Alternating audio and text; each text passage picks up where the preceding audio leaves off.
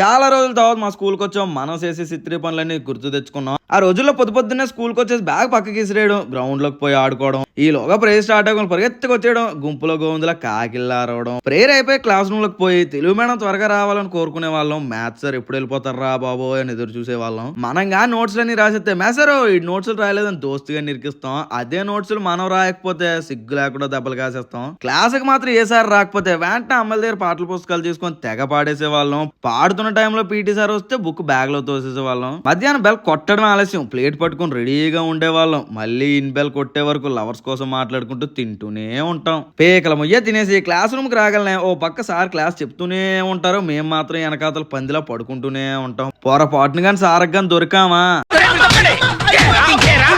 School అంతా అయిపోయాక అలా సరదాగా సైకిల్ నడిపించుకుంటూ అమ్మాయిలకి సైట్ వేసుకుంటూ కొలాయిల దగ్గర గొడవలన్నీ చూసుకుంటూ ఇంటికి వెళ్ళిపోయే వాళ్ళం. ఏదేమైనా అప్పట్లో ఆ లైఫే వేరు.